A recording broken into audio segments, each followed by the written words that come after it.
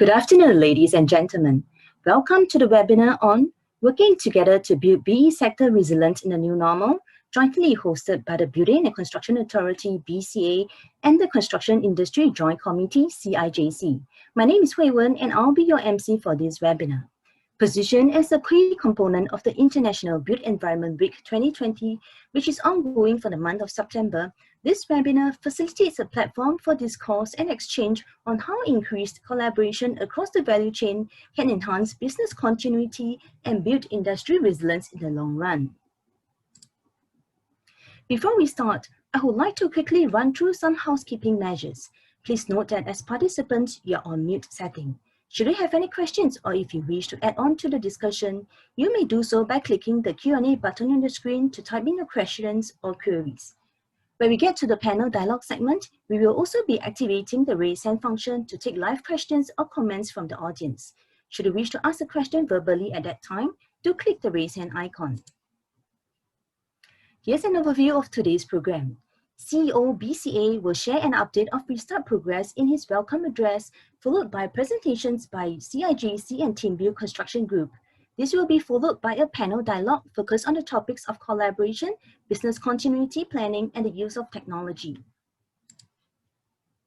Let us first invite BCA Chief Executive Officer, Mr. Hugh Lim, to deliver his welcome address for the webinar. CEO, please. A very good afternoon, Mr. Desmond Lee, Minister for National Development, Dr. Tan See Leng, Second Minister for Manpower and Trade and Industry, Mr. Tan Kiat Hao, Minister of State for National Development, Chairman for the Construction Industry Joint Committee, ladies and gentlemen. I'm pleased to welcome all of you to our third leadership webinar on working together to build BE sector resilience in the new normal.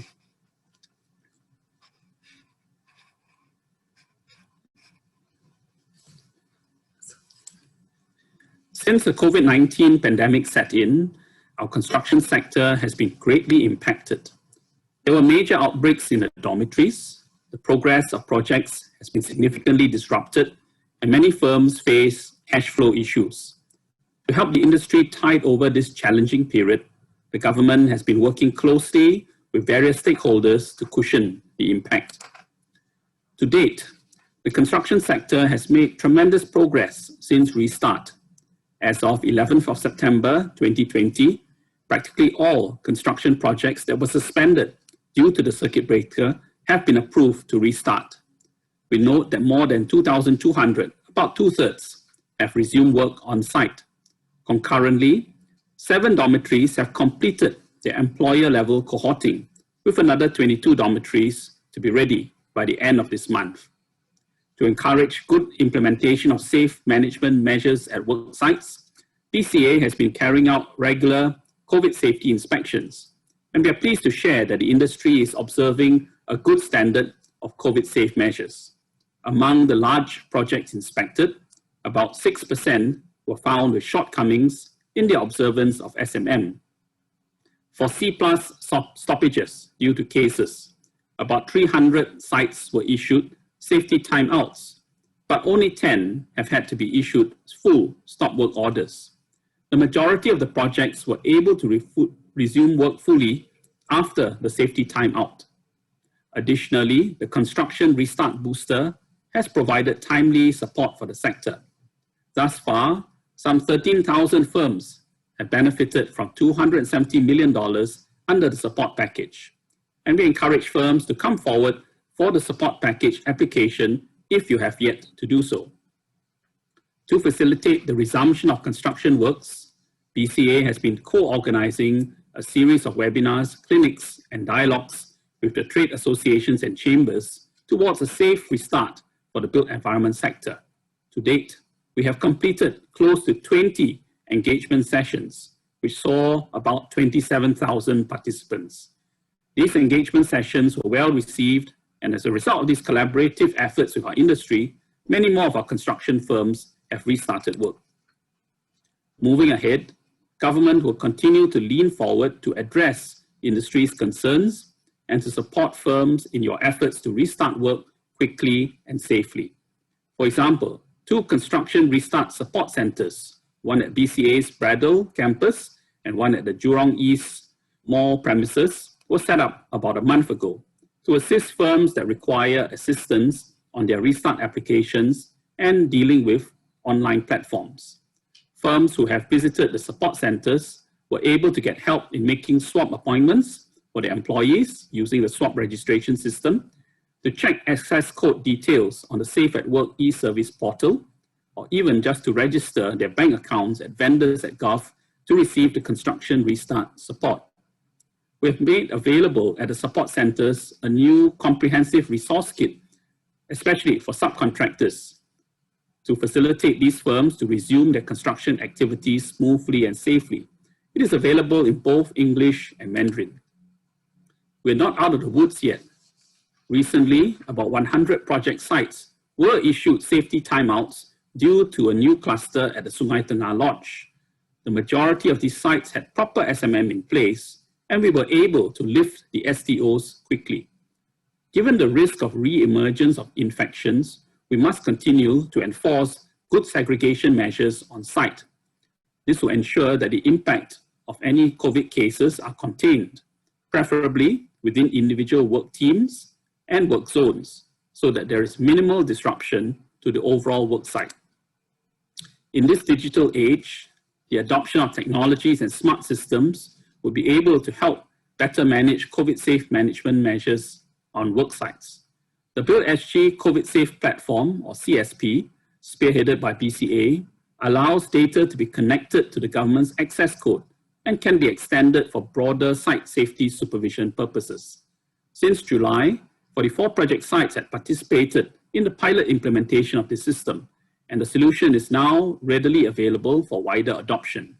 On this note, I invite firms, especially those with large project workforce, to leverage the co-funding support under IMDA's Advanced Digital Solutions, or ADS, initiative to adopt this system. In today's webinar, let's continue to deepen our conversation to take in feedback and discuss the necessary collaboration across all stakeholders in the BE value chain to build resilience for the new normal. I would like to take this opportunity to thank CIJC member organizations and industry TACs for your full support in getting the industry to restart quickly and safely, as well as disseminating COVID-safe related information to your respective members. Some of these include implementation of the Staggered Rest Days initiative for work permit holders and S-Pass holders, and SCAL's Back to Work Task Force during the restart operations. Indeed, we are grateful to have the continued support from TAC members in partnering BCA through various platforms to share perspectives, engage the industry, and incorporate ground feedback to calibrate and refine the construction restart processes.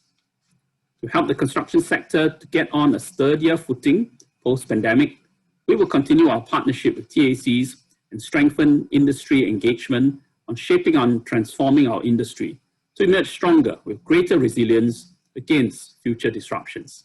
Thank you. Thank you, CEO. Next, Architect Richard Lai, Chairman of CIJC, will be sharing on how industry could work together to restart and sustain our BE sector.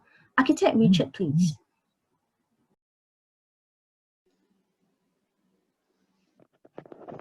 Thank you. Can you hear me? Right. Good afternoon, everybody. Mr. Desmond Lee, Minister of National Development, Dr. Tan See Leng, Second Minister of Manpower and Trade and Industry, Mr. Tan Kiat Hao, Minister of State for National Development, and Mr. Hugh Lim, CEO of Building and Construction Authority. Ladies and gentlemen. First and foremost, I'd like to thank the partners in BCA in putting together this webinar to share with the industries, stakeholders on restart and sustain our built environment sector resilience in the new norm. We are in unprecedented times. No one would have expected this beginning of the year. Here we are now doing our best to stay afloat, and these are challenging times for all of us in the built environment sector. To help the industry to start safely, there are many joint efforts between the government and CIJC to look at how best to help the industry maneuver during these difficult times. Next. There were frequent engagement via the Future Economic Council platform for a quick and safe restart, hosting of webinars and clinics to get the industry to restart safely, and mass dissemination of information to all segments of the stakeholders to given the evolving requirements, just to name a few. Next.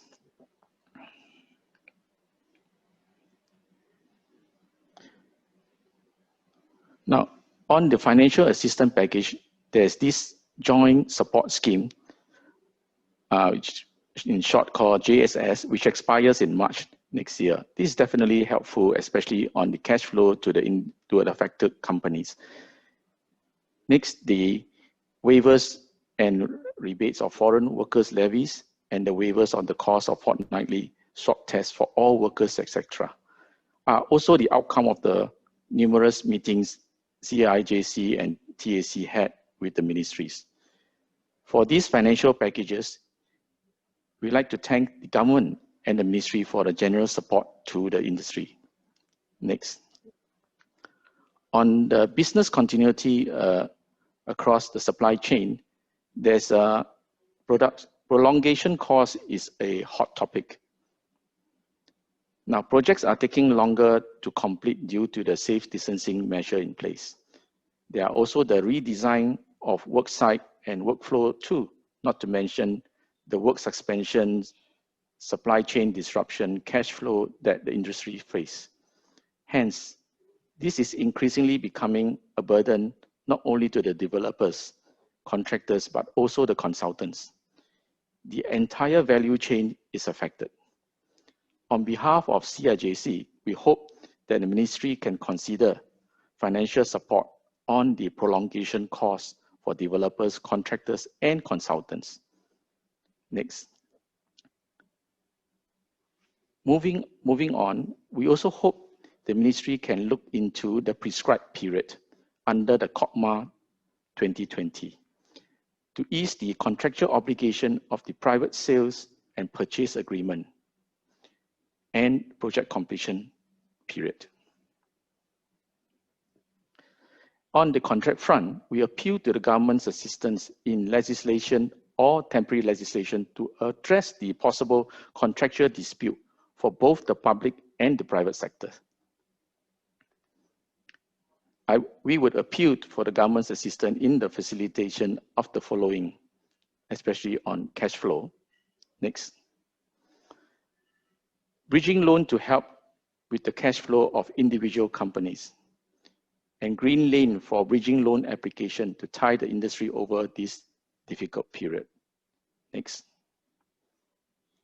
However, nothing beats a steady stream of projects in the next 1 to 2 years, and suitable projects for the SMEs, which inevitably helps with the cash flow to tide us over these unprecedented times.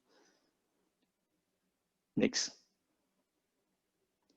And thank you to Dr. Tan for the reassuring message published at the Straits Times on the 10th of September.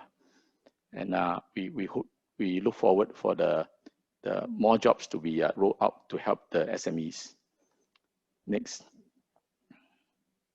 On the topic of workforce retention and talent attraction, particularly on the tightening of the E-Pass and S-Pass criteria, CIJC is committed to work with the relevant agency to build a pipeline of local talents. However, while waiting for the pipeline of local talents proficient in producing architectural beam drawings, members would need some concession till the pool is ready. Next.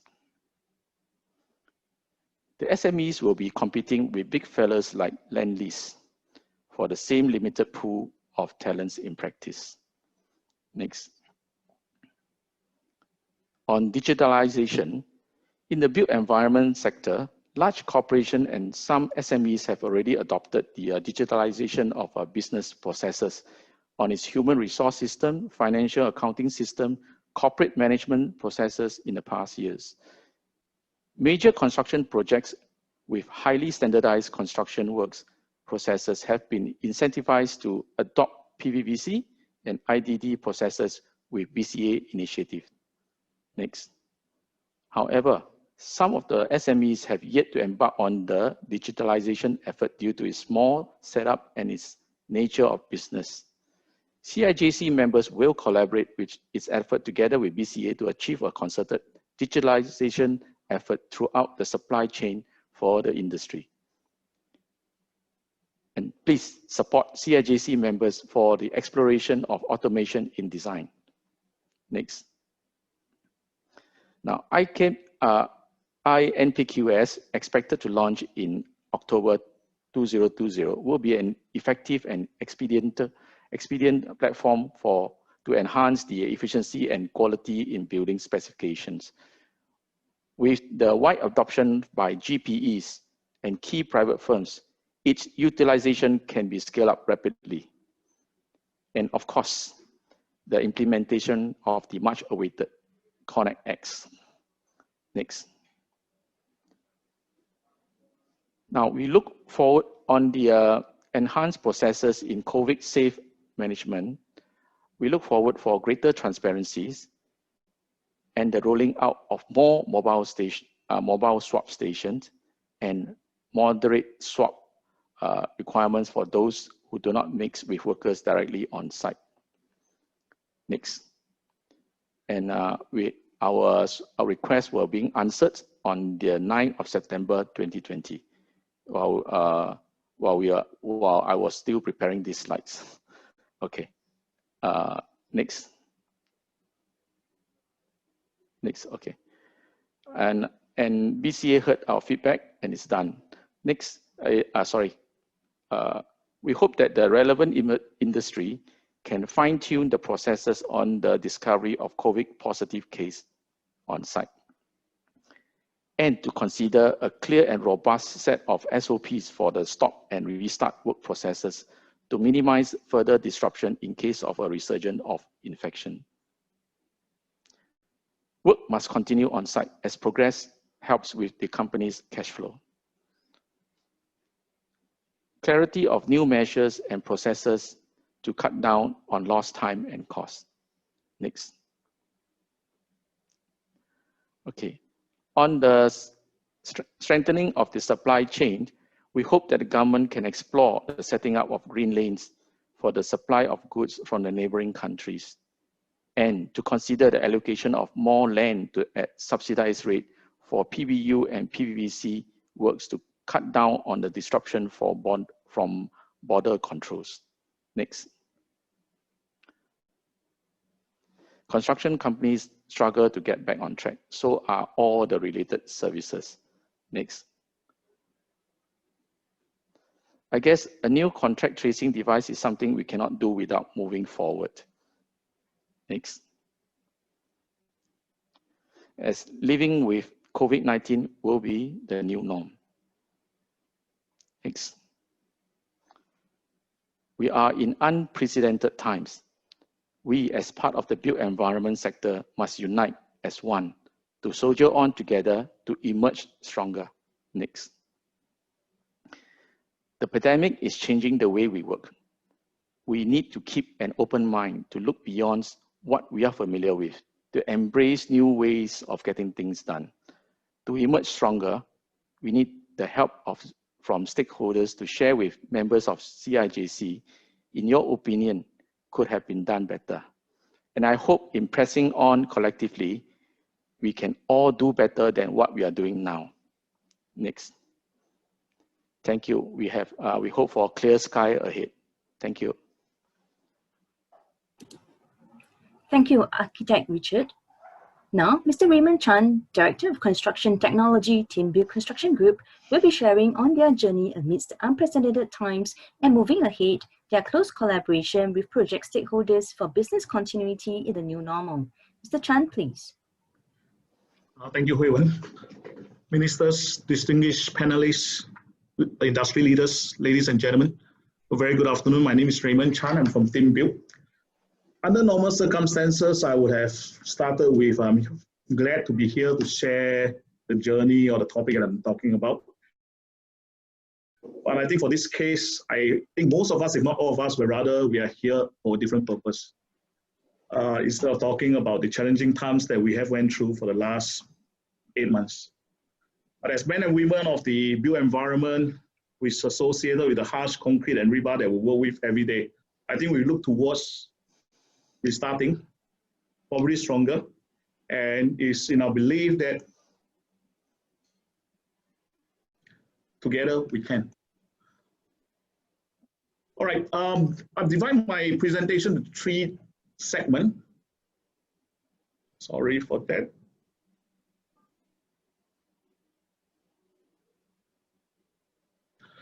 Okay, divide my presentation in 3 segments. First, touch on the challenges that all of us have faced over the last few months before the transition into the new norms.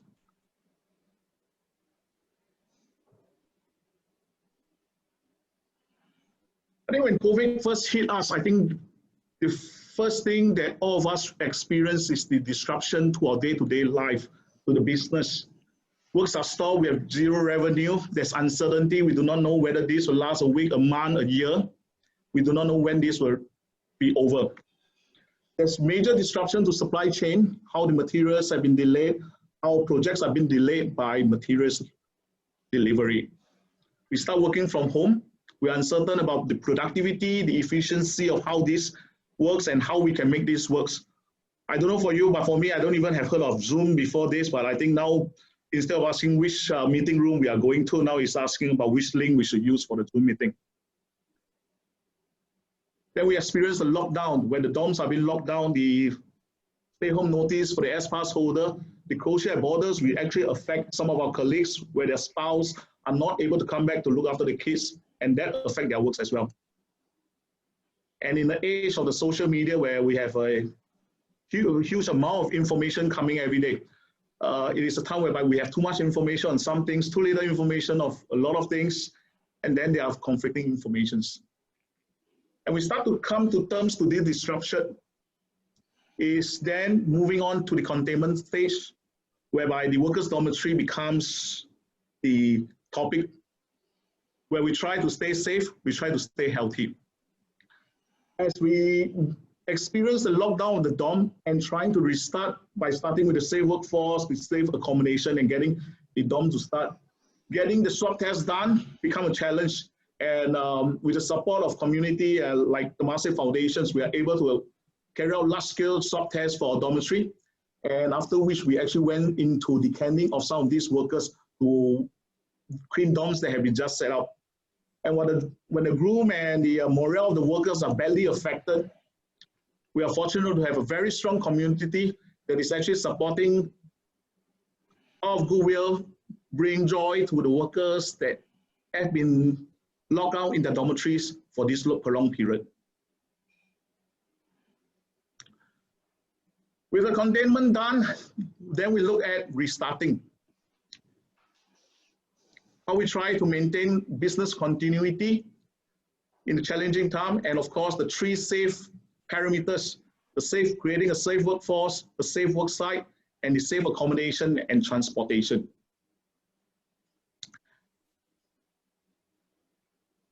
As we are so used to the old norm, this old norm is actually badly disrupted by COVID. And as we transit towards the new norm, there's a certain change in the way that we manage, the way we plan. I think we are hit by the reality that this is going to stay. It's not going to be over next week or next month. It is going to be a prolonged battle against COVID, against the challenges that we are facing. Okay? There is a need for mindset change. Instead of just looking at what is happening, it is actually changing the mindset to actually cope with the challenges and this transition towards the new norm. We have been keep reminded through the press conference, through the media, this is a long battle. So persistency is there to help us to overcome this transition. And the decision making, the way decisions are being made will probably have to change to tailor towards overcoming this challenge. And at the head of this arrow towards the new norm, I think the government support would be important and critical to get the companies, the industry to be back on their feet towards the new norm.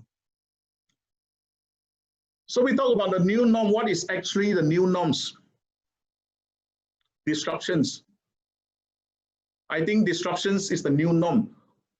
We are to expect disruptions, and we have to plan around disruptions. From once every 2 weeks swab test, whereby workers have to visit the swab test centers, to the way we enter construction sites. All these bring out certain disruptions to the built environment. And these are disruptions that we have to make do with until a certain stage whereby vaccine is found or this pandemic is over. Like we can no longer go into the shopping mall anymore as like what we have previously. Entering a construction site is also going to be difficult.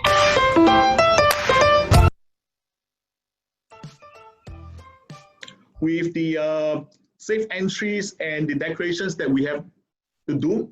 But this is again to ensure that the workplace is safe and the workers' health being taken care of. This is a video taken as a procedure of entering a typical construction site now. And the stages that probably most of the construction site is taking as you enter it.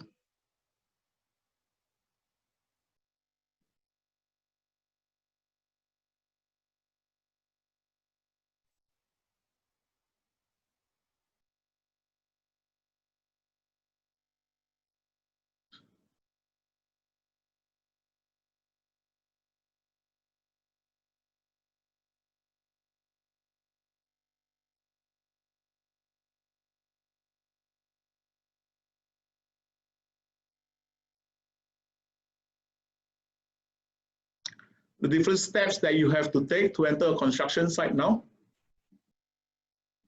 These will no doubt bring about certain delays, but this is the new norm that we have to go through.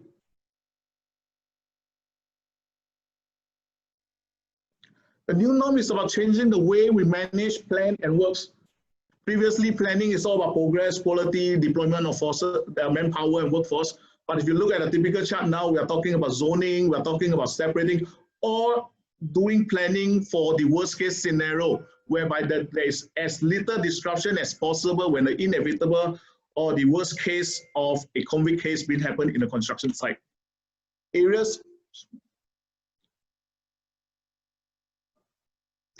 are being separated, whereby dedicated workers are working at areas that are allowed to work without intermingling or crossing each other.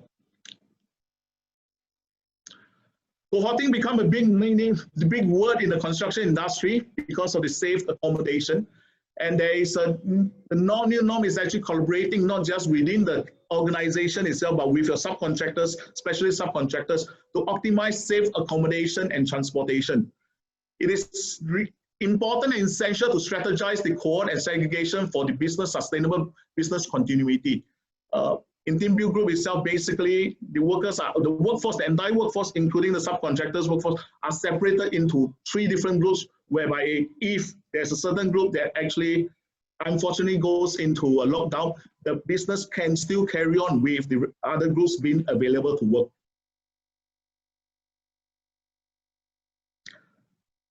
Okay. Telemedicine kiosks like this are easily available now in the dorms, where actually the monitor of the health and the well-being of the workers are being done. The new norms is about workforce management.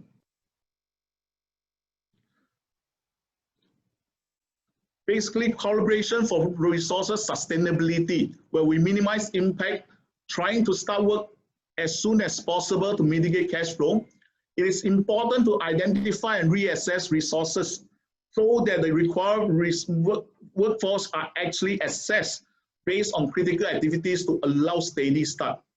The optimization of skilled workers, skilled manpowers are important because of the shortage of workers, and general works are being shared. And because there's a requirement not to have the workers to go into different zones, that the deployment of workers within each zone is being properly managed. Continuity of work is important, so to maximize output of the workforce and within and across project, and productive technologies adaptation, to reduce workforce and to attract more involvement of locals will probably be now the new norm. Supply chain resilience. We experienced supply chain disruption when COVID hit us, and it is essential to build local supply capability. But again, this capability is not something that is built overnight, and only when there is a demand for local supply, then this capability can be built. So buying local might be able to encourage this to happen. Digitization and technology. COVID would no doubt accelerate digitizations and technology adaptation. I think I'm amazed by the team for an industry that's so used to gather everybody in a meeting room, spreading plans over the table. I think now doing VDC or ICE over Zoom is the new norm. TeamView has started adopting such technologies in terms of reporting of progress and status representation, whereby QR codes are actually built into our PBVCs, which is something that we are doing a lot. And each project's progress are being monitored in such a way. This cut down the resources required in reporting, which now become even more critical.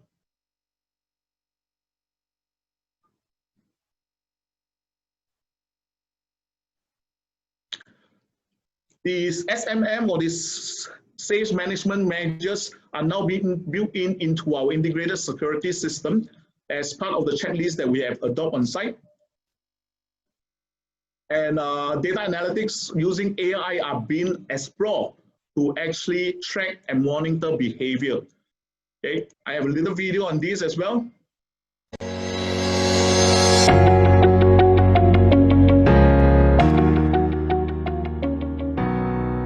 So basically, by using CCTVs that is installed in the construction site, we can pick out violations or non-compliance easily.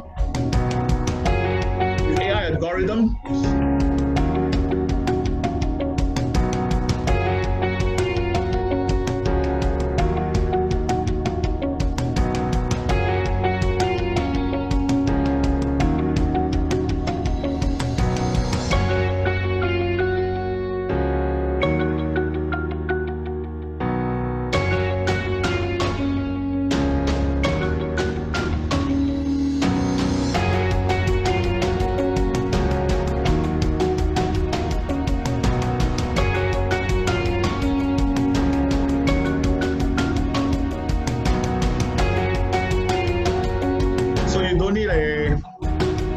Officer of safety coordinator to be going around going after them anymore. They're being monitored 24/7. Again, it's a trial ongoing at the moment. And we'll continue the exploration of other technologies like the ATP hygiene monitor swab, which actually helps you to audit the hygiene level of the often touch surface. As also, as Richard earlier pointed out, the contact tracing device, which is being introduced at the moment. All right, with that, I come to the end of my presentation. Again, we believe together we can. Thank you. Thank you, Mr. Chan, for sharing. Now, on to the panel dialogue segment of the webinar.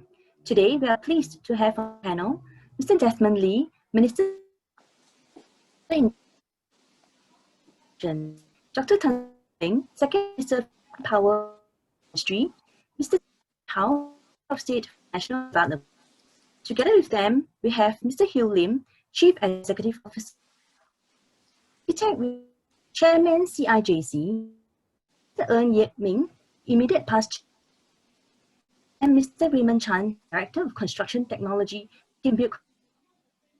To moderate the discussion, we have Tai Li Xiang, Executive Director, BuildSG-BCA. In the conversation by posting your questions a button and clicking the to ask a question to the function. Over to you.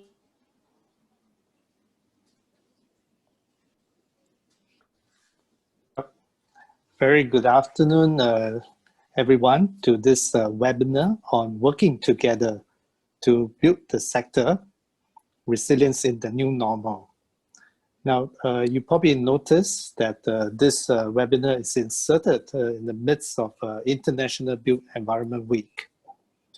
While we are busy to emerge stronger, I think it is important to remember the outcome eventually is we want to continue on the transformation journey. But yet, as we listen to the presentation, we are also reminded that the two are not mutually exclusive. We have to transform to emerge stronger at the same time. So there is a need for continuously fight the challenges posed by COVID-19. Now I'm going to kick off with a first round of discussion with on 3 topics, and following that we will do some of the curated questions from audience with the panelists. And finally, we will have time for people to raise hands using the buttons on the Zoom. And from there, we will have a live Q&A. So the first topic that we're going to cover is actually on promoting collaboration across value chain in a new normal to sustain built environment businesses. So I'm going to kick off the first question to Minister Desmond Lee. Minister, during your speech at the International Built Environment Week 2020, you said, "We are in uncharted terrain. While we have made progress, the construction sector is still not out of the woods. There are progress as well as setbacks. There's a sense of quiet confidence, optimism, but yet a lot of caution as well. Can you share some thoughts as well as your vision about what the resilient built environment sector should look like? And I think from the audience perspective, there will be a lot of question and interest in what is the outlook of the built environment sector in the coming years. Minister Desmond Lee, please. Thank you, Lee Xiang, and first, good afternoon to colleagues, to partners and friends from the built environment sector. Thank you for joining us in the IBEW leadership webinar. It's very important for the top leadership from the entire built environment sector to come together to take stock of where we are currently, identify the pain points we need to address, and then talk about how we can stabilize and move forward. As I said at the opening of IBEW, we are far from being out of the woods. There are many phases, as I see it, in the ongoing crisis that we are still in, as far as the construction sector is concerned. Many of the panelists and many other people who are on this webinar with us, I was scrolling through the names and many familiar names. You may recall a couple of months ago when we were deep in the crisis, where we were completely locked down and all construction had ground to a halt. We were meeting every day. We were having calls every day. And then we had a pattern of meeting every single week. SCAL, RADARS, BCA, MND, MOM, MOH, and many trade associations meeting first every day, then every week. And if you can cast your mind back a couple of months ago, there was a palpable sense of deep concern. I wouldn't say panic, but deep concern and tremendous worry about the situation that we were in as a sector. We were knocked down very hard by COVID-19 and the spread through the foreign workforce in the sector. We were knocked down and we were put out. We have now begun to stand up as a sector. I looked at the Q&A, 26 questions so far, and quite a number of them still relate to the pain that we still face, the problems and challenges. So we are still trying to stand up. And I foresee that once we hit a steady state, we want to stabilize, make sure we remain on our feet and don't allow any laxity, don't allow any Achilles heel to be the cause for us to get knocked down again. So make sure the construction sector, and by extension, the whole built environment sector, will remain on our feet and can continue work. There are starts and stops. I saw in the Q&A, and in fact in the daily reports, we start and we stop, we start and we stop. We move forward a few steps, we move forward back a few steps. And I think as long as we keep going forward, we have to see progress. And then I know that there is really no stomach for this conversation right now, but in a few months' time, we will have to restart the conversation with all of you about transformation, because this whole crisis has taught us that number one, we have to partner each other and collaborate very closely. And number two, that we all have to transform the way we work, not just for a new norm, but in a new way of working in the built environment sector that will help us to be more resilient to shocks like what we've just gone through and are still going through. It is something that we must not only pursue in the next few months, possibly even starting from next year, but we must pursue it with fresh vigor and with a certain amount of acceleration in achieving this transformation. It is utterly critical to our resilience and to our future of the built environment sector. So from being knocked down to trying to stand up and recover, to stabilizing to a new norm, and then beginning this conversation with all of you about transforming the sector in double quick time. There have been many areas that we've had to collaborate on about the ops and COVID-safe measures. You find that none of us can do it alone. No one company, no one player, no one industry sector can do it alone in the built environment. We all have to work together so that in the dormitories, our workers are safe. In the transportation, our workers are safe. At the work site, the local and foreign workforce and our colleagues are safe. And that the sector remains on its feet. So it requires human-to-human collaboration, firm-to-firm collaboration, and all of us internalizing that level of caution and sense of fear that will keep us safe. Then the second strand where we have to collaborate is on cost and cash flow, because many firms are very, very worried about cash flow and sustainability. Can we stay afloat? All firms, whether big or small, this is existential. And so we've had collaboration between government and the sector. And for those of you who are on the call who may not be aware of the genesis of lots of these help schemes and levy rebates and waivers and grants, I think we must show a lot of appreciation to our partners in SCAL, in RADARS, in STARS, in MBAS, in SIA, in all the industry associations who have worked very closely with us over the last few months and our daily and weekly meetings to highlight some of these pain points and threats and collaborated with us so that we could provide this support to all the firms in the built environment sector. So with that, together with the advance payment, prolongation costs for public sector projects, construction restart grants, all these and more, we try to help with cash and costs, cash flow and cost. Now the third area in which we have to collaborate together, and that will enable us to ride through this crisis and transform, will be our contractual chain, because the built environment sector involves a series of interlocking back-to-back contractual arrangements. Some look at it horizontally, some of you see it vertically, for example, main con, sub-con, specialist trade, so on and so forth.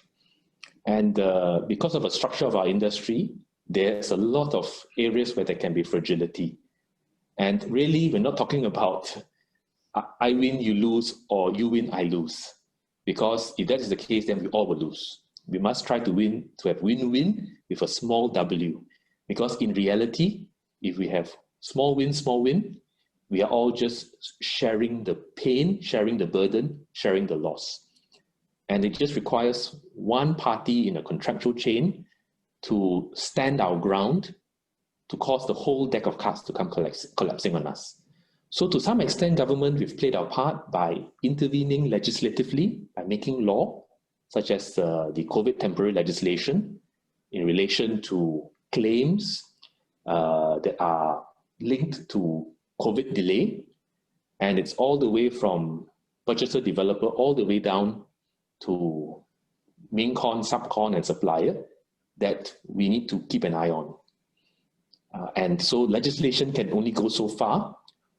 It requires partners or players in a particular construction chain to all come together and see how we can each bear some loss so that we all stay afloat, rather than have one sink and then everyone sinks.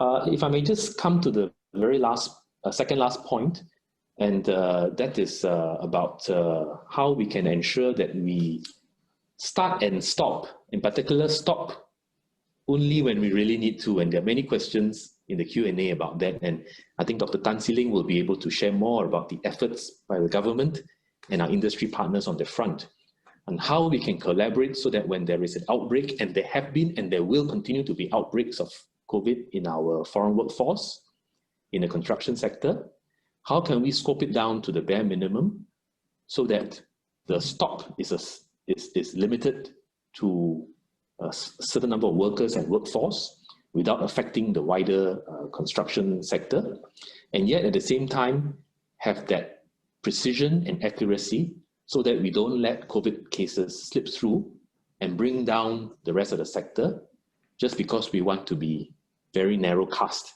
in our lockdowns in the months ahead. This is a new normal, but in achieving this new normal of trying to be surgical in our strike against COVID-19 while enabling as many of us to continue working as possible, because we are all under constraints in timeline and cost.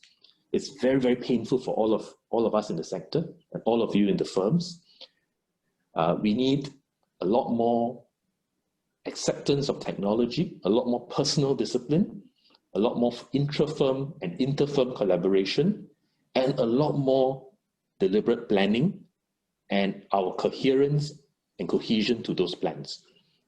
And in a way, this should be the way we should work in the future of construction.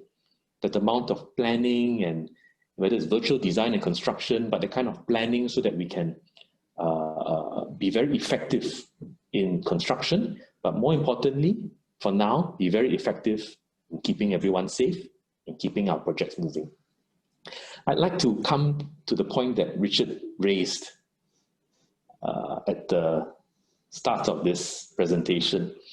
And Architect Richard Lai said that actually one of the most important panacea the sector would like to have, apart from these government grants that help, staunch the bleed, or parties coming to terms with each other, really his hope, and I think reflecting the hope of the whole sector, is that there can be certainty of a pipeline of construction projects. Right? I mean, we are now trying to recover so that we can complete our existing projects. But many of the firms tell us that if there is no clarity ahead of us that there will be new projects, if this fog of war doesn't lift, then we continue to be uncertain. The 5 centimeters from our face, we cannot see what projects lie ahead of us. I think we can recover from one crisis only to find ourselves in another crisis. So I hear you, we hear you. It's a pipeline that is very important for the whole sector. But let me now come to the pipeline. Early this year, at the start of every year, we talk about built environment prospects. At the start of the year, we anticipate the projected forecast for construction demand, both private and public sector together. And it was in the rosy part of early this year, at the start of the year, where we forecast some $28 to $33 billion of construction demand for this year. But as you know, with the dark clouds of this pandemic heavily above our heads, this construction demand forecast, as of now in September, there's been a steep drop. And now we forecast some $18 to $23 billion in total construction demand for this year. In part, or in fact, largely due to the impact of COVID-19 on our timelines, on our award of contracts, in the private sector forecast of construction, and that has resulted in this steep drop in construction demand for 2020. And that is by far the impact of COVID-19. But from 2021 onwards, we anticipate that this construction demand will recover. To what extent it will recover, we will have to anticipate. but there is a steady pipeline of public sector projects ahead of us from next year. The total construction demand over the immediate and midterm will be supported by public residential developments, by upgrading projects, by developments at Jurong Lake District and other places, by construction of new healthcare facilities, by infrastructure projects such as new MRT lines and other public infrastructure, such as cycling path network development and other associated infrastructure. So there is a pipeline of public sector projects that are coming on board. We look forward to the private sector also projecting their demand for various construction projects. And BCA will update all of you and the rest of the sector of our projected construction demand for the next 2 years, 2021 and 2022, at the Built Environment Prospect Seminar early next year. But here with all of you in the BCA-CIJC leadership webinar, I thought I'd share with all of you that this year's construction demand anticipates a steep fall. You know what the cause of that is, but we look forward to next year and the year after. And if we're able to remain standing on our feet, despite this pandemic hanging over the whole world, if our construction sector can continue to be moving, we should be anticipating a pipeline, especially of public sector projects for the next 2 years. So with that, I hand over back to you, Lee Xiang. Thank you, Minister. Thank you for the very encouraging message. And I will remember, and I'm sure audience will remember, knock down, but stand up and transform in double quick time. Okay, still continuing on the topic on construction restart, I will like to pose a question to MOS, Tan Kiet Hao. Now, you are in a way a newcomer to the MND family, but I think the short time you spent with us feels like a long time, and you have caught up certainly to understand how this sector or this industry work. What is your assessment of the industry's strength to rebound? Are there more that the government can do to help? Or how can industry self-help? And if so, what are some of the focus areas? Hi, everyone, and thank you, Lee Xiang, for the question. And it's a pleasure meeting many friends from the built environment industry. As Lee Xiang pointed out, I'm very new to this industry. Just joined the MND family only a couple of months ago. But I must say that I'm very, very heartened to see the progress and the work that's been done over the last couple of months. It's been a very difficult period for everyone, as pointed out by Minister Desmond earlier. And I think the presentations by Richard and Raymond, I think it's very heartening to see the industry, the trade associations, and the entire value chain of players coming together to not just pick ourselves up, but also look forward to see how we can emerge stronger from this crisis. It's a crisis that's affecting many other countries, many industries, but the construction industry, the built environment industry has been particularly badly hit. A couple of things that came to mind when I heard about many of the plans was one, I think we are building from a very strong foundation. There's a sense of solidarity among the players. There's a sense that actually many of these things we talk about, we can actually come out from it stronger only if we work together. So one aspect I would continue to work together with our industry partners, as well as with BCA colleagues, as many other associations, is that we have to continue working together.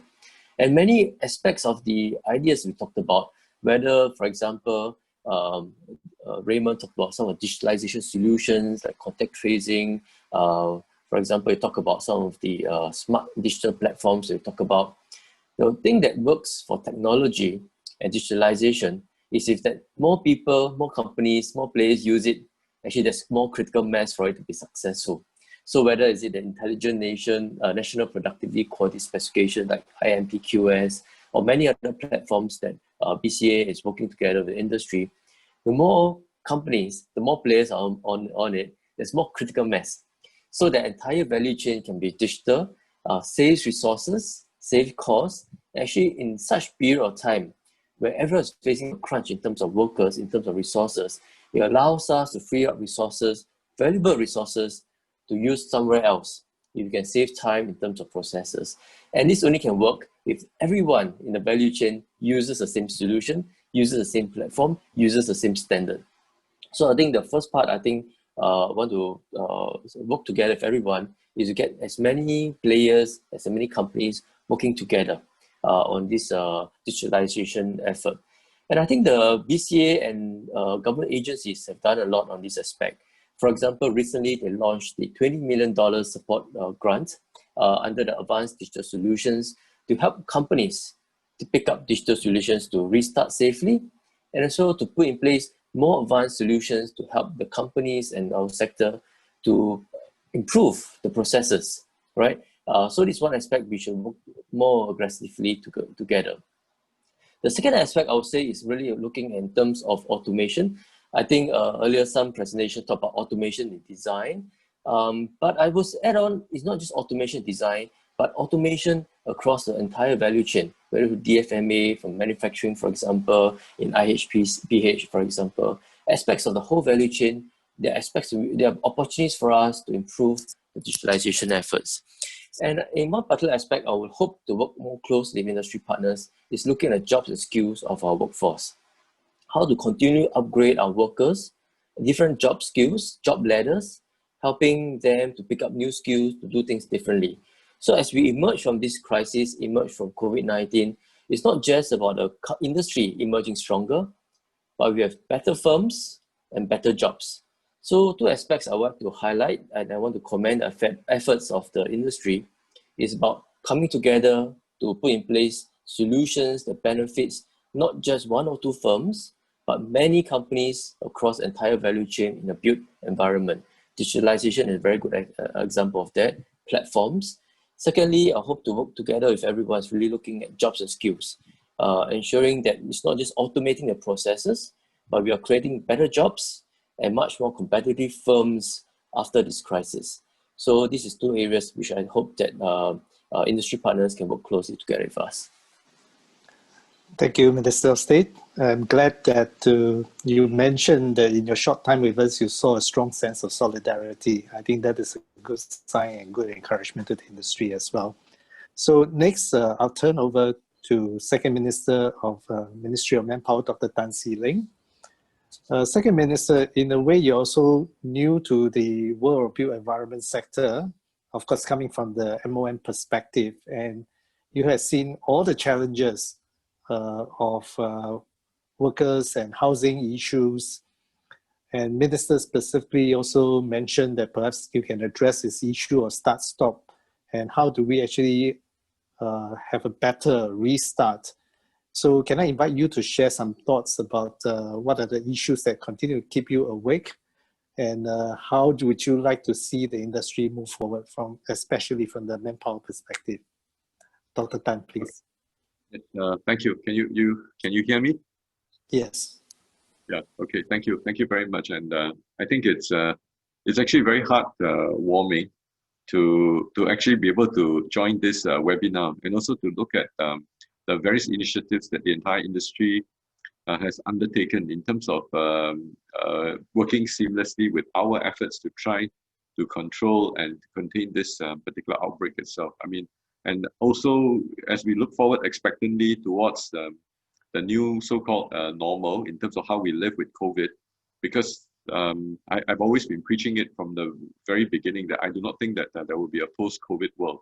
It's going to be really finding out ways and means how we should actually change the way we live our lives, the way we communicate, the way we network, and the way we work, so that the virus at best, as it also undergoes mutation, as it also undergoes evolution, will learn to harmoniously live with us. So, and I think indeed in many places we see that happening. But until, and we hope that it won't take that long, that until the virus mutates to a less serious form. Today it appears that from the most recent literature, the virus is actually mutated to a more virulent form, meaning that it is actually more contagious, it is more infectious, and it spreads faster. Although some studies have come out to say that it may not be as fatal as when we first got it in the early part of the year. I think that just like Kiat Hao, I'm very new to this. Although in my past life, prior to coming on board, I have been volunteering at quite a number of the dorms, doing the screening, also working with the Migrant Workers Center, working with Temasek to see how we can organize the mass screening on a large scale, on a very efficient and also a very fast turnaround timing kind of basis. And in the early days, in fact, in April and May, we were actively in the thick of the fire, doing all the screening, the swabs, and also sending them off to the labs and so on. Now, I can understand now that I've transitioned, I've come over to the site of Manpower, and by serendipity, I've been asked to focus on really helping to contain this outbreak in the migrant workers, as well as in the dormitory itself. So in that sense itself, I do have a fair understanding of what it is like on the ground, how difficult some of the work conditions are, and also in terms of the infrastructural limitations that many of the dorms, the purpose-built dorms, as well as some of the factory-converted dorms, they face in terms of having to enact all these safe living measures, social distancing measures, and so on and so forth. I'm very sort of, I mean, you know, working with Minister Desmond and Kiat Hao actually are two of the highlights, because I come across them as very, very patient and very stable, and in terms of working and always looking for solution in a very calm and very composed manner. And in that sense, I learned a lot from them. If anything at all, I think for us to eventually move out of this lockdown, for this pandemic, I think we all need to really work together. Not just at the ministerial level. In fact, every week at the NTF, which is the Multi-Ministerial Task Force, we actually have meetings very regularly. In fact, there's one coming up tomorrow.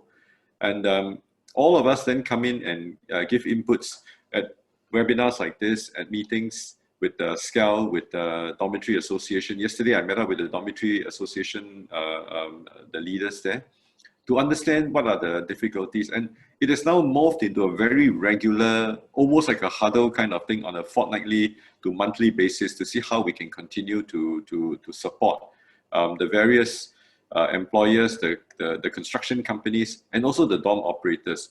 And at the same time, on a separate track, we also meet up with the NGOs, the non-governmental organizations, to understand the conditions on the ground in terms of the mental health, the awareness of the difficulties in terms of what the quarantine has sort of cast upon the migrant workers, and also at the same time understand the tensions between employers and the workers. So there are all these what we call parallel, simultaneous, or even the word is contemporaneous measures that's happening all at the same time. And a lot of times through the various feedback that we take, we all have to tread a very fine balance between saving lives and at the same time preserving the business, saving livelihoods. And that decision is not easy. So I guess the very long preamble, and I hope that you don't find that I'm ranting, I'm not. It's just that I wanted to give you the background of how difficult it is to get this thing together. It's easy when you're managing 1,000, 5,000 people. But when you're managing 500,000-600,000 people, all living in all over, coming out to work, having rest times, trying to stagger them, taking transportation to go to a place, whether it's Little India or City Plaza in Geylang Serai, to Golden Mile, Peninsula, and all these things itself. It's a huge logistic nightmare. You're just trying to get them to come together. And the nature of this particular outbreak is such that it is a very social animal, the COVID-19 virus. So the more social you are, the more infectious, the higher the rate of transmission, right? I guess does that mean that all of us become a hermit and go and live in a mountain? No, that's not what we say, but that's not what we're advocating. But I think you get the point, and that is that in dealing with an outbreak like this, we really need to have the cooperation of the employers. We need to have the cooperation of the dorm operators, and most important of all, we need to educate the workers themselves, okay, on the importance of personal hygiene, cleanliness, the importance of social distancing, because when they speak, when culturally they are close, they share food, they have this sort of physical contact and so on. These are the best modes of transmission for the virus. Now, having said that, if you look at what the government has done today, I mean, I did, you know, as you were talking, I did a rough comparison of the statistics. It's available on Worldometer, okay? Worldometer, and all of you can log on. It's available on Google, okay? World, all right? O and then meter, M-E-T-E-R, right? It gives you a very, very good update on a daily basis, what's happening around the whole world. And Singapore is still on one of the top 20 countries, because we have 56,000 of this COVID positive workers. But if you look at a comparison, right, we have done in the last 6 months, we have done to the tune of close to 2.5 million tests, 2,498,000, right up to the last number, and 73 tests as of yesterday, to be exact. In terms of a per million population, right, our testing is 426,296 per million tested. That means if you talk about the actual Singapore workforce of about 2.5 million, all of us, right, who are Singaporeans and working in the workforce today, actually all of us will have gotten tested. You know? It's the entire Singapore working population. And we have actually done this, the bulk of this have been focused on our migrant workers and in the dorm. This is how resolute, how determined, and how persistent the government is in going in to stamp out this infection. And the government has never for one moment wanted to take credit for this thing. I mean, I'm just looking at it on a very, you know, arm's length, very cold, very clinical perspective. You just have to Google this thing and you will understand what I'm trying to say. And you compare to many of the countries in the world, which richer than us, first world developed countries, they don't even do anything like the way we are doing in terms of the testing. Okay, so that is the kind of work. Now, we're not perfect. We've never pretended, nor have we claimed to be perfect. But the reality is that whatever that is humanly possible, whatever that is systemically possible, whatever there's a whole of government possible, I think we've put no stops, we've done everything and we've thrown at this whole thing, right? If we had not done all those things, I can tell you that the outbreak would have been, you know, completely overwhelmed us, right? Today, in terms of the numbers, we're one of the lowest death rates in the world. We're at 27. You compare that to many countries, just immediate neighbors around us, I think you really get a sense of what it is. Happy to report today, we don't have a single patient in ICU, right?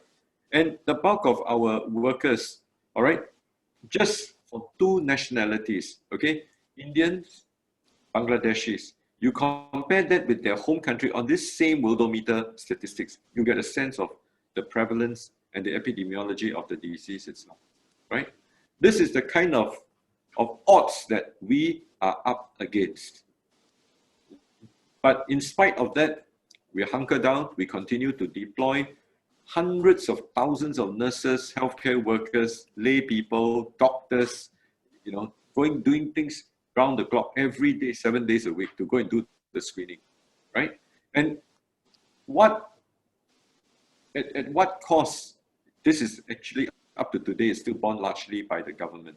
Now, I think that what I'm appealing and what I really hope to get all of your support is not so much you know, a pat or whatever, but a recognition that we're doing everything we can. We hope that you can support us by also making sure that your workers, your employees, all right, your dorm operators, your vendors adopt safe distancing, safe management measures, safe living measures, making sure that they do not come in close contact with one another, because that's the only thing that works amongst a whole slew of measures. So we are very aggressive to the extent that you see now, we even stratify the dorms.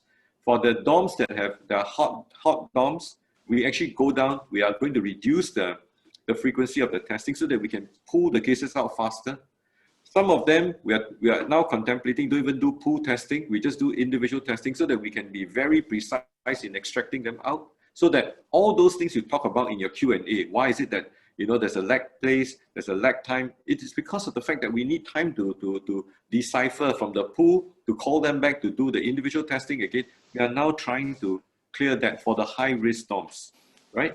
On top of that, we need your support to make sure that even if infrastructurally it's not possible, at least put some barriers.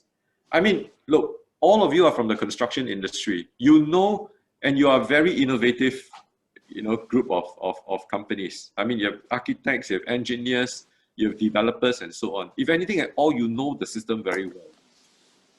When we talk about barriers, I think that you have 1,001 more creative ways than the government has in terms of enacting these barriers. I think when there's a will, there's a way. And this is an appeal from all of us to ask you, please help us, because by helping us, you're helping yourself. Then we can minimize the disruption.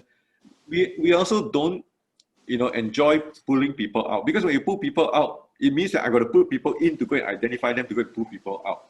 I got to arrange the logistics, the transportation, and how many GQF, the general quarantine facility, can I continue to build, right? We have no enjoyment in locking down a whole block. So today, what we are saying is that we tell you that it's a whole block, but actually, if you see on the ground, we are very measured. We don't lock down the whole block. We go in and see the block. We tell you first it's a whole block, but when we go down, we see that, actually this block, the levels that is affected actually is very well contained. Then we let the other levels go. Only that level that is affected, we go after that level. This is what we are now doing, right? So we're getting more and more precise. We're getting more and more surgical. We're getting more and more incisive in terms of identifying and limiting that. Next couple of weeks, you will see a rollout of hundreds of thousands of the Blue Pass and also the SG tokens for your workers. Please make sure they wear them, right? And please make sure they don't remove them, okay? So we are also contemplating, should we use those hospital straps, okay, to slip it around so that they can wear it around the wrist? Some people say no because of what it is. This is not a fashion show, right? We are just trying to make sure that when we identify a case, those immediate ones that we can identify with these tongles and so on, we can isolate them. So then we don't have to lock down the whole block. We don't even have to lock down the different levels below that. So these are things that we are all doing. So I mean, I may have taken too long, to say this. We are very passionate about this. I hope that you will help us from the public health, from the epidemiology perspective, and we will, on our part, do our level best to minimize the start-stop, issue that you all have been complaining about. So thank you very much. Thank you, Second Minister. I think this is a message that is long awaited by the audience to hear from someone who really has the heart of the industry. Can't sum it better than the way you say it: saving lives and saving livelihood. Both are equally important. Thank you. All right, let's move on to discussion topic number 2 on new planning and coordination regime for business continuity. I have this question specifically for CEO BCA. COVID-19 has undoubtedly disrupted the sector's way of doing business. From design approval to site management and operations, the industry have to learn the new normal. Can I invite you to share how this will change, or in fact has already changed, the way BCA function as a one-stop shop role? And moving forward, how would you like industry to also change to embrace the new normal in building and construction? Thank you, Lee Siang. I think firstly, I want to recognize the TACs who have really come together during this crisis to cooperate. And CIJC chair has recently changed, so we welcome Richard Lai on board as also lead for SIA. But I think we can see that through the conversations that we've had in the last few months, really all parts of the sector are pulling together. And that is something that we see of value to endure even beyond these next few months. At the same time, I think we also acknowledge that many of our contractors are also taking the lead on site to safeguard their sites. So when we started introducing the safe management measures, we worked quite closely with SCAL to define them. But even so, I think what we found was that there are still areas that can be improved. Because in April and May, when we are looking at restart, we are starting on the basis of plans on paper. But come June and July, as sites actually started work again, we can begin to refine how those plans are actually implemented on site.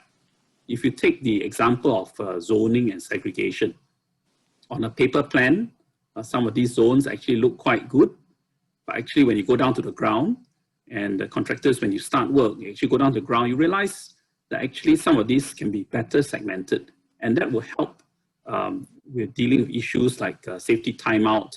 And some of you have asked about, can we be much more defined about where we start and stop?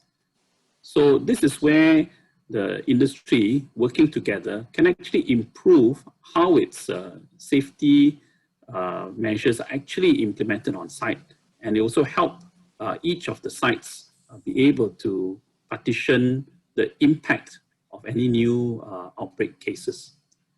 I'm happy to say that so far, we have not seen many cases of multiple infections occurring on site, which means that the safe management measures are actually effective. So with that background, I think we are also confident to be able to narrow the impact of safety timeouts or even stop work orders that have to be implemented when there are new cases.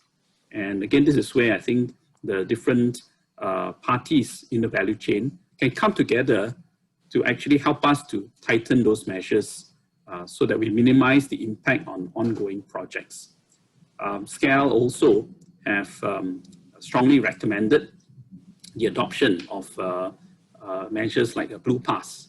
So as Second Minister MOM has also mentioned, we will see actually many more of these tokens being made available to the industry in the weeks ahead. And we hope to see their widespread use will also help us to tighten the impact of any new cases coming out. I think the fact that there will be new cases is something we accept, but the impact of the new cases need not be large if all parties play their part. I'm happy to see that the consultants and the developers in the value chain have also come forward to see how can we help, how can we set standards, and how can we help to plan things better. So one of the innovations that we are introducing is the COVIDSafe Platform. To date, I understand we have more than 260 firms that have already committed to implement the COVIDSafe Platform. And that is one of those common platforms that can benefit the whole industry. At the same time, we are also making sure that it can be properly integrated so that notwithstanding whether you are main cons, subcons, specialist contractors who come on site, they can all be covered by the COVIDSafe Platform and the various Bluetooth devices that are used. And SCAL, I think, has also fed back, which we fully agree, that we need to have a common standard on site so that all movement in and out can be properly tracked, and it will help us to keep an eye on any unnecessary contact between workers on site. I think more importantly, we would like to see how the industry's players actually make use of the system to safeguard your own sites. So not a matter of only BCA paying attention to it, but really the SMOs, the main contractors, the subcontractors are all using it to maximize the safety for the workforce on different construction sites. So this will actually be something that I see as helpful, not only for dealing with COVID, but really the wider aim of ensuring both health and safety on site.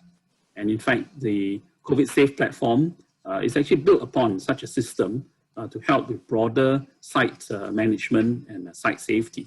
So we encourage our partners in industry to come together so that a common platform like this can be shared across, and best practices can then be shared more easily because many, if not most of our sites are actually subscribing to this common platform and common best practices. So with that, I would say that we look forward to working with our industry partners to see how we can further tighten the cooperation across the value chain, and how government can also help to support, for example, by providing for common standards so that the Bluetooth devices that I use can be used on any work site and are also applicable when used in the dormitories. Thank you. Thank you, CEO Hugh. Indeed, collaboration, innovation continue to be the two key pillars moving forward. So let me move on to the third discussion topic on role of technology and digitalization to build up industry resilience in the long run. So I'll be posting the questions to both Richard and Raymond, and I assume that Yek-Ming may also weigh in. So as we heard in the earlier discussion, digitalization and smart technology are possibly the panacea to cure the industry of low productivity and COVID-safe measures. Is the industry ready, or are we too slow still to adopt technology in order to ensure resilience and minimize the disruption? What more should the industry do? So maybe I could invite Richard to kickstart.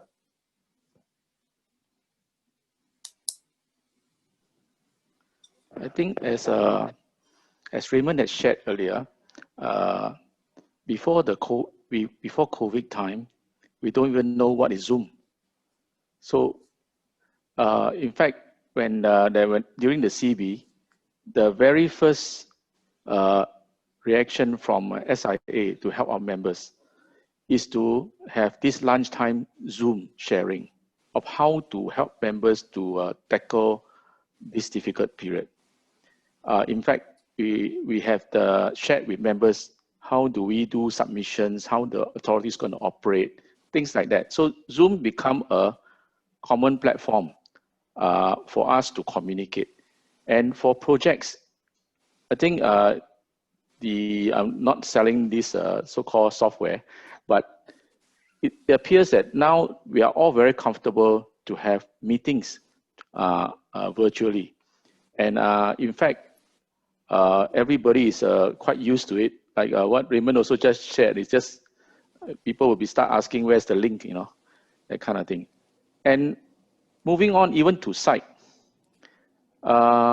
we can't really do that kind of regular inspection as we do pre-COVID.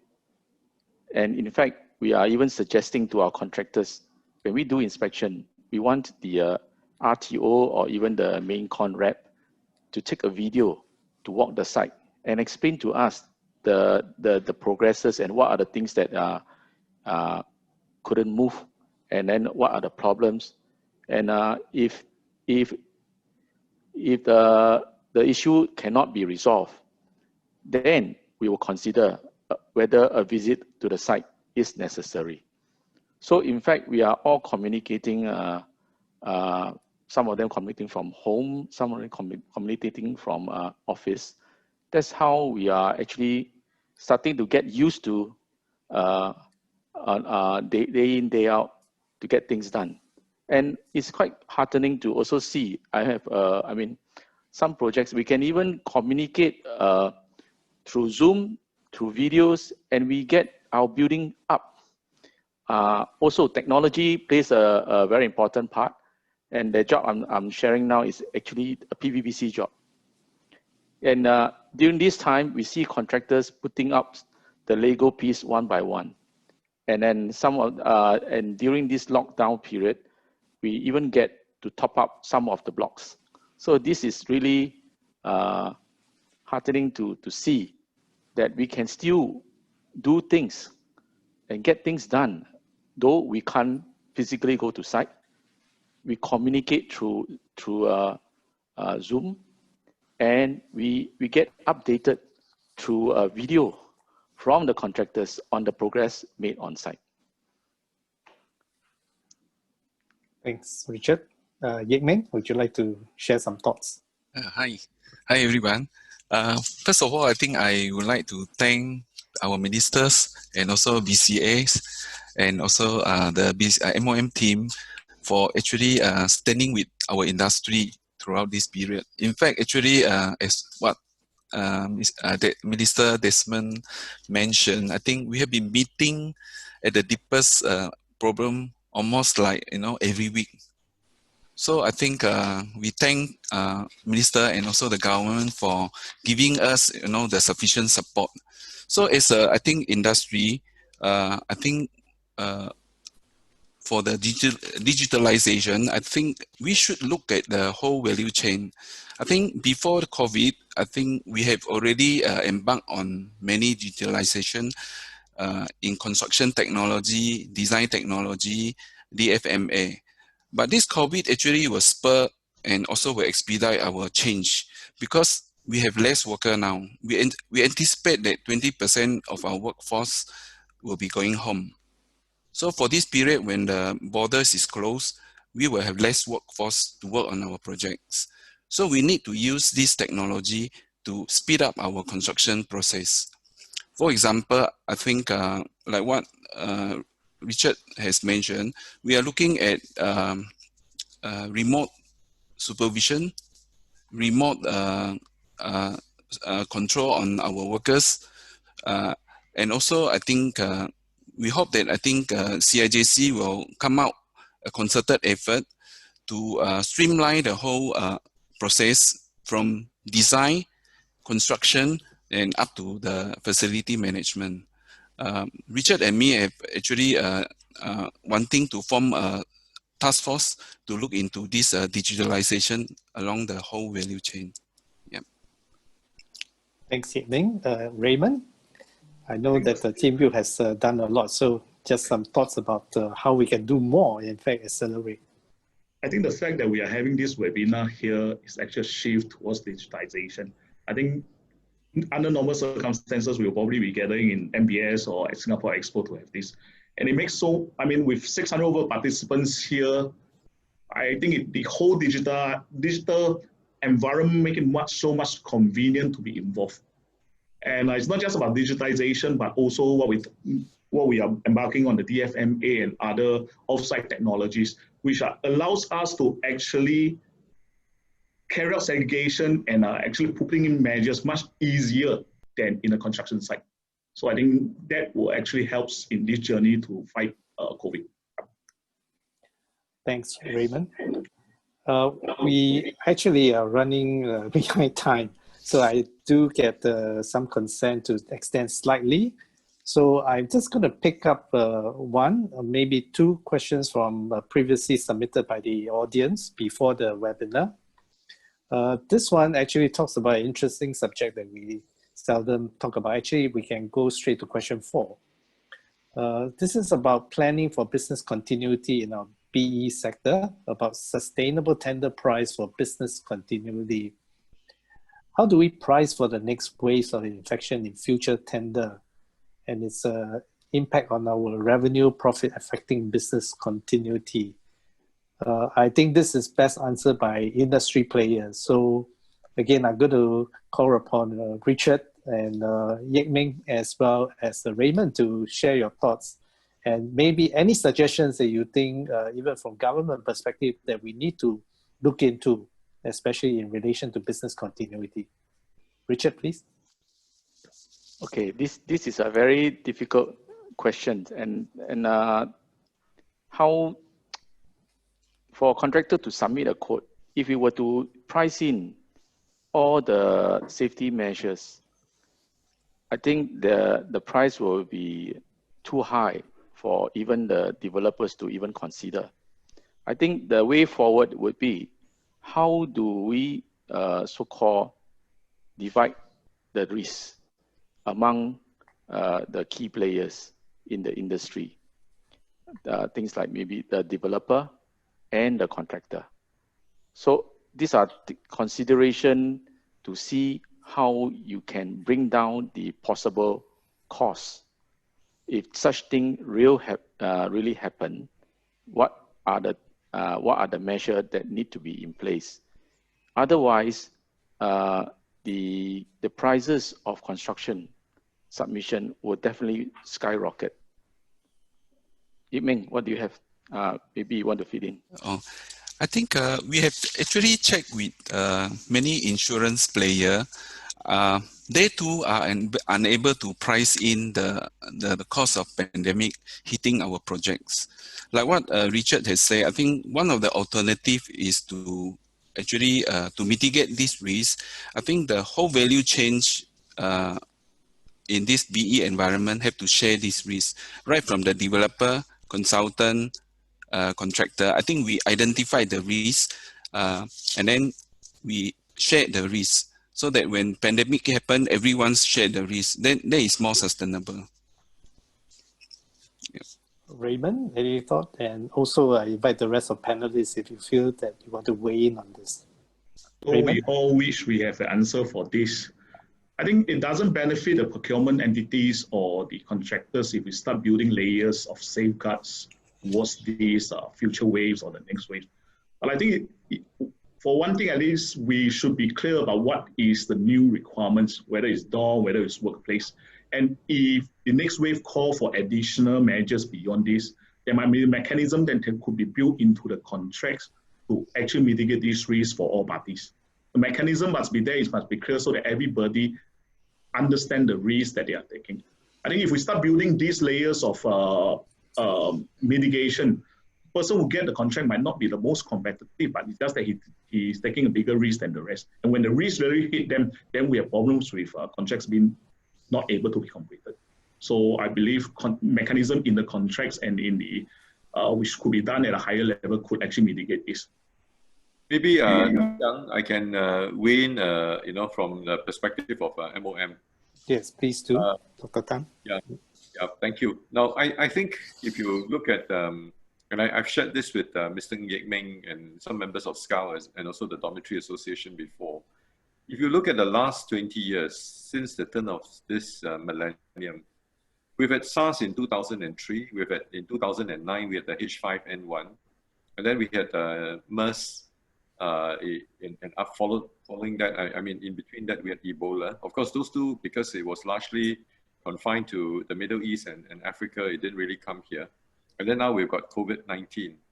So in the last 20 years, we've had 4 to 5 epidemic kind of thing itself.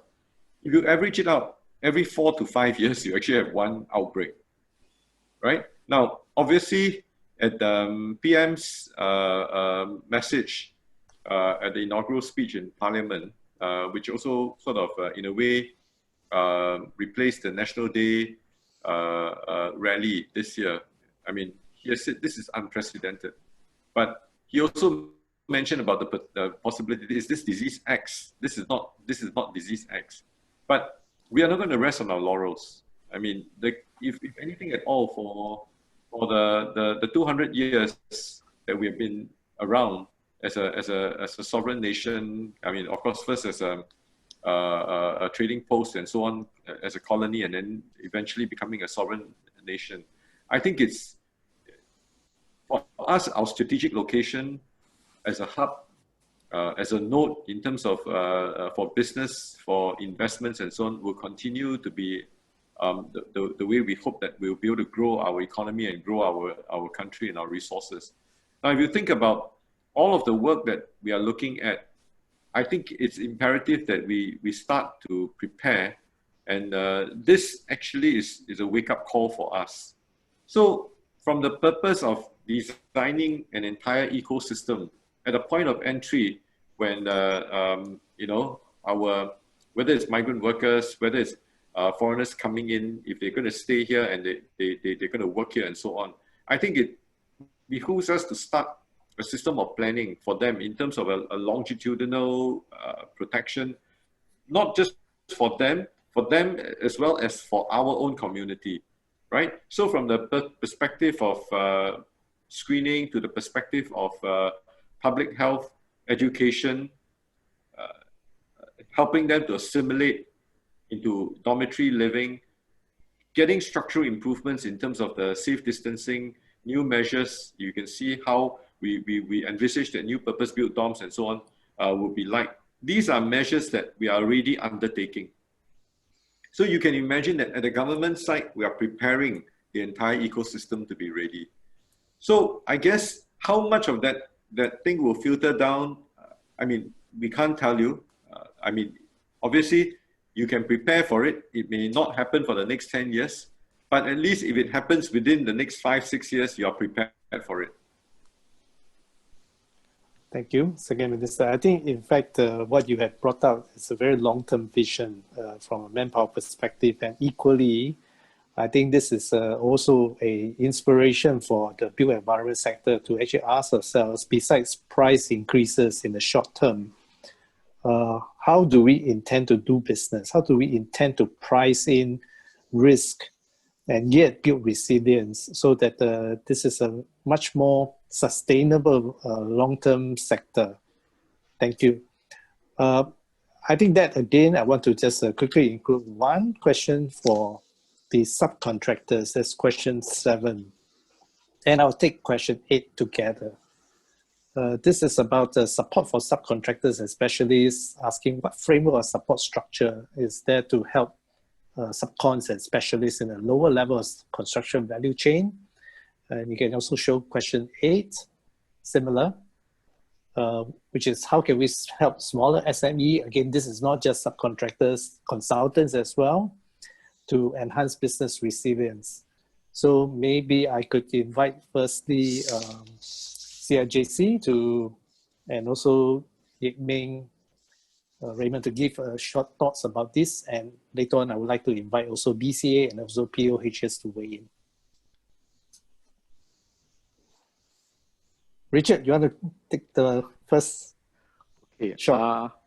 I think the first and foremost, there must be a job. Okay, there must be a job available, and then when you have a job to do, the contractor will receive payments. And key thing is we have to make sure the subcontractors receive their payment as well. So these are things that I think essential for them for survival of the smaller companies. All right, and on the technology front,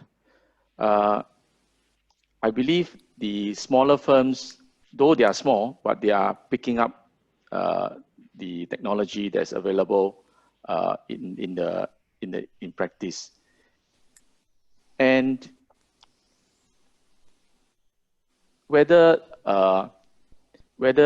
is this applied across the board, I'm not too sure, but I believe in time to come, all the smaller players will start picking up and then follow the trend and get themselves equipped to be able to support the main con in the project they undertake. Yip Ming, anything to add? Oh, I'll start with the adoption of technology by the SMEs. I think there's a role for the bigger contractors to play. Big contractor, normally they will implement many new technology on the site. So I think there is a role to actually train and also to bring along the subcontractor and the specialists. So we hope that maybe government can come out some program to incentivize the bigger contractors or bigger firms to actually train training course or certain grant to train or to bring along the subcontractors. As for the, I think, support for the smaller subcontractors and specialists, I think two of the main costs of this company are actually the wages, levies, and then is the dormitory charges. So we hope that actually government will be able to step in as the SMM and the safe measures system is there. I think the productivity will be low. Perhaps I think you can lower the levies for a certain time until we are back to normal. And for the dorm charges, because new specification is coming out, and we saw that the quick build dorm has been tendered out at $170 per bed. We foresee that the dormitory charges or rental will go up. We hope the government will be able to cap these rental charges by maybe adopting a different procurement model, like maximum rental charges rather than highest bid, take the job. So these are my comments. Thank you. Raymond, quick thoughts? Okay, I agree with Richard and Yet Ming on this. And for the subcontractors to be able to recover, I think it's important for the projects that they're working on to recover, and that's when the main con recovers. And as for the technology part, especially at this challenging time, is even more help need to be rendered to them in terms of manpower costs, as well as the costs for implementing such technology, and also making available information on where they can actually find this, what could help them with all the technologies. Thanks. CEO Hugh? So I think firstly to assure all our subcontractors in the audience that I think we are fully conscious that subcontractors do make up the backbone of the industry. So all the supporting measures that are particularly manpower related, things like JSS, as well as the foreign worker levy waivers and rebates apply equally, whether to main con or to the subcons. And the foreign worker levy waiver and rebates have also been extended from the original dates that were shared earlier in the year. So now the foreign worker levy waivers will continue until December 2020 at least, and I think government will continue to look at what the situation is beyond that. Similarly, the foreign worker levy rebates were also extended to September this year, recognizing that work by a number of the companies had not yet fully started, and therefore the support was necessary to go beyond that. COVID-safe firm-based support was also extended to all companies. And so this was also extended all the way down to the various subcontractors in the industry. And as all of you know, the cost of swab testing is also being borne by government at least until March 2021.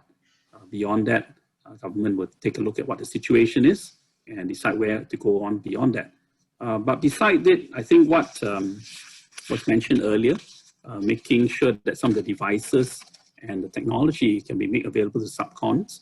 I would say not subcons specifically, but all kinds of companies in the built environment sector.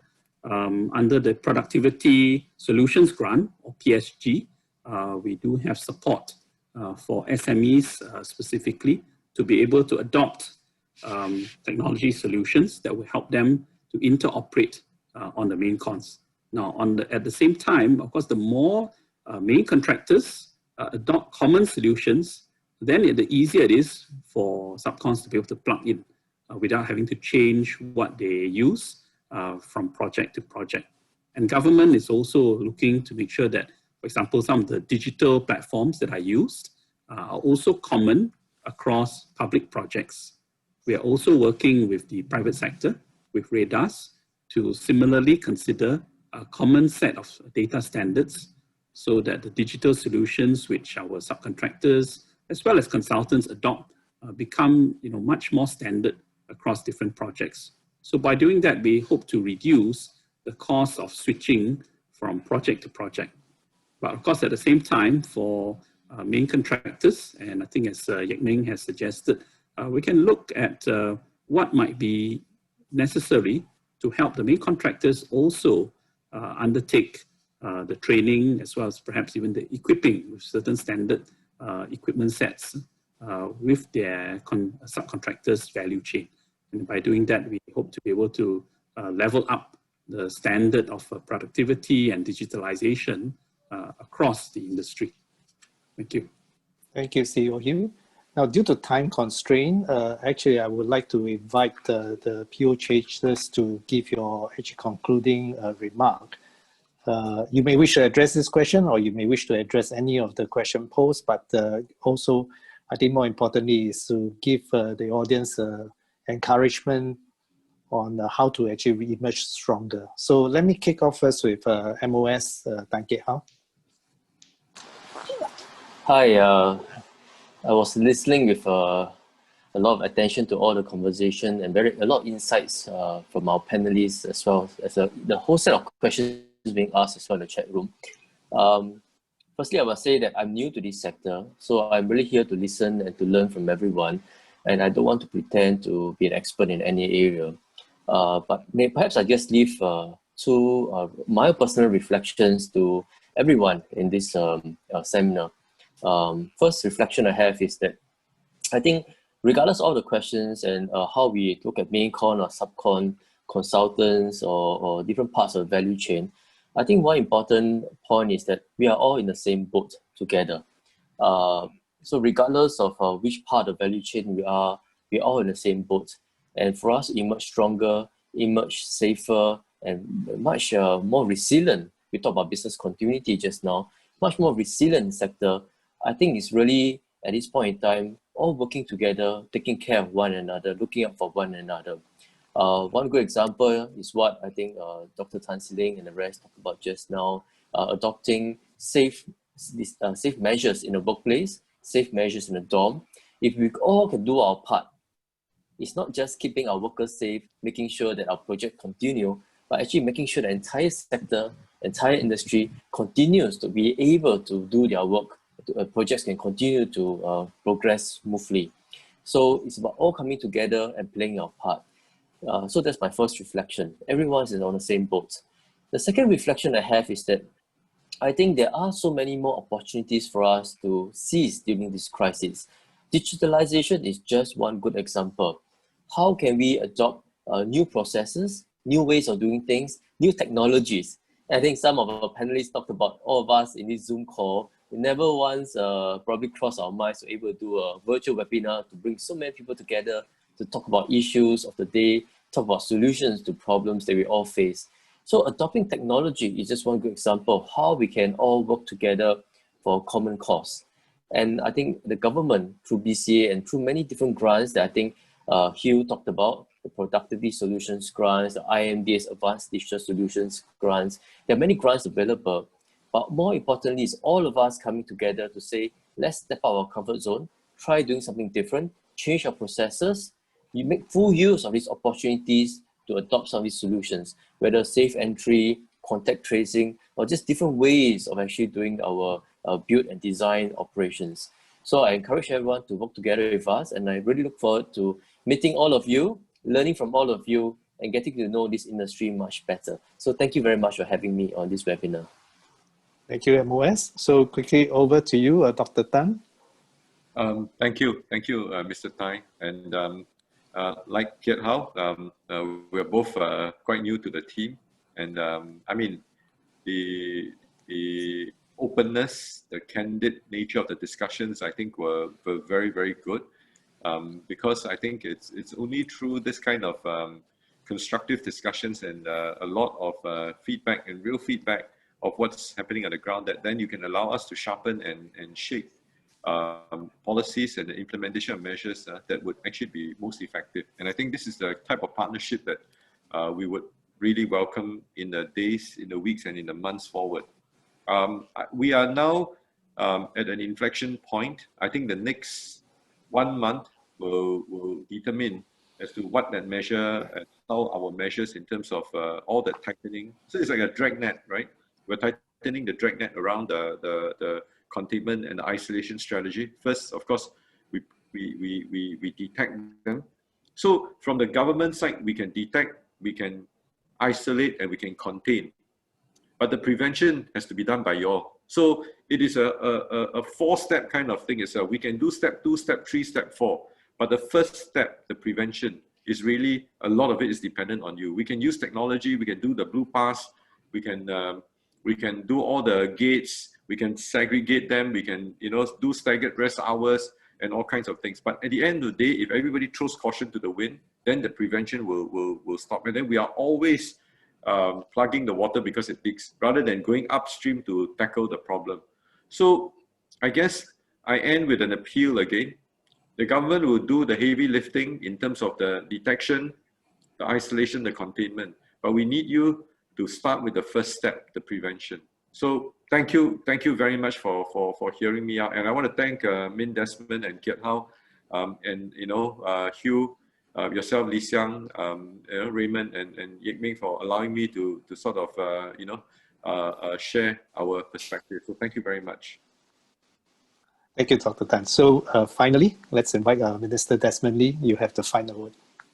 No, I appreciate everyone sharing your perspectives, especially Raymond from Team Build, Richard from CIJC, and Yek Meng from SCAL and CIJC for sharing from the industry perspective what challenges we still face, and most importantly, listening to what you've said, what kind of measures we can take individually as firms and collectively as an industry we can do to resolve these challenges. As I said earlier, we are still trying to make sure we stand up and don't get knocked down again. And what Dr. Tan See Leng said is quite critical, in that there can be lots of measures that we put in place, rules, and as well as technology that we're going to bring in to help to keep our workers safe and our construction sites moving. But ultimately, all of us have to play our part in ensuring that our colleagues and our workforce take the necessary measures. This pandemic and the public health risks are likely to persist for many more months, maybe even a year plus.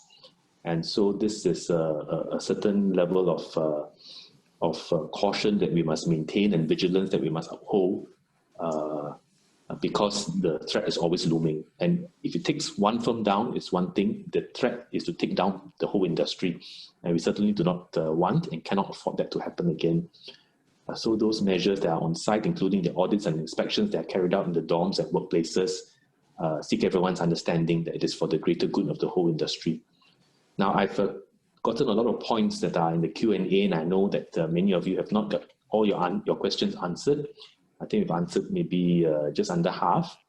So I'm going to ask my colleagues from BCA to follow up on the remaining 67 questions. And if your question has not been answered today, we commit to reaching out to you, understanding what your query is about and responding to them. Having said that, I hope that you will be able to share with your colleagues and with your fellow partners in the sector that there are channels to go to clarify your doubts and to get answers to your questions as well, apart from these webinars. Because you know that the whole sector has been turned upside down, all right? Not just because of COVID, but because of the rules that we have to put in place, adjusted along the way to ensure that we keep safe. So the pace in which new rules have been implemented, new processes, new technology being brought on board within weeks rather than months or years, new apps and systems. I know there's a heavy load on all of you, and you and your workers have had to cope with so much change in such a quick time that that one can fully understand the amount of stress that all of you are under. But these are absolutely necessary. Our execution has not been flawless. There have been many gaps along the way, errors, things that we can improve. And for that, we seek your forgiveness and your understanding. We want to move forward together. But there is, number one, a BCA website. That's the one-stop shop. There should be information there for you if you have any doubts. There is a Telegram channel in both English and Chinese in 2 languages that I think 10,000 people in the sector have already subscribed to. But if not, I saw a poll at the start of this session that some of you have still not yet heard about this Telegram channel. Please subscribe to it, because this is a way by which BCA, MOM and other agencies can push information out to you in as quick a time as possible so that you have the information that you need. Thirdly, some of you still have many questions, but you'd like to meet someone face-to-face. If you cannot get through to BCA or MOM on the hotline, know that the hotlines, we've beefed up the numbers, but still there are many calls, especially in the earlier days of this crisis. If you'd like to speak to someone face-to-face, go to the construction restart centers that CEO Hugh had talked about. One is at BCA Academy, the other is at BCA itself at Jurong East. Please go down, make an appointment, go down and speak to someone so that we can address your questions and your concerns. Now, some of the issues that you face, I saw in the Q&A, are really among the main con and subcon and developer, sometimes layering on additional, possibly unnecessary precautions or requirements. Now, we are not really in a position to interfere in how people running a project, choose to put on additional requirements. But as we have themed this discussion as one of collaboration and working together, we hope that developers, consultants, main con, sub-con, all in your projects are able to work together to try to accommodate each other. Know that already the rules as they are difficult enough to comply. If we put unnecessary demands on fellow players in the value chain, in our contractual chain, I think it'll make things more difficult. So that is probably as far as we can go in getting everyone to work together during this period. So with that, I want to thank our BCA team and MOM team for organizing this webinar together with CIJC. I'd like to thank our panelists from CIJC for joining us, and for all of you for just so patiently listening in. We want to sort a lot of issues out. There are still many kinks we have to resolve, many barriers we have to overcome. But hopefully by year end and early next year, we can start in earnest a conversation coupled by action on the transformation of the sector. But that is not just talk, it will translate into actual action, and all of us have a part to play, because that will strengthen our resilience and address the earlier question about how can we price in future outbreak, not just of COVID, but future pandemic. We have to transform in order for us to be able to withstand future shocks like this. All right, so thank you all very much. Thank you, Minister Desmond Lee. Thank you also to our panelists, Second Minister MOM, Minister of State, as well as Raymond, Richard, Yek Ming, as well as the CEO BCA, Hugh. So with that, I'll call a close to this webinar and look forward to all of your continued participation as I'm sure we have a lot more to share and a lot more to collaborate in the future. So with that, I hand you back over to the MC. Thank you. Thank you, Ministers, CEO, panelists, and participants for sharing your thoughts and valuable insights. It has been an engaging and fruitful session. For those questions posted in the Q&A segment, we will publish the answers in our website. Before we end, we are pleased to share that BCA has recently put together a dedicated resource kit for the subcontractors to guide project teams and companies on how to ensure smooth and safe resumption of construction activities. This resource guide is available in both English and Chinese. These guides are accessible via the QR code and website as shown. With that, we have come to the end of this webinar. After exiting this webinar, you will be directed to a short survey. We appreciate it if you could provide us with your valuable feedback. Stay well, be safe. Signing off, this is Hui Wen from BCA.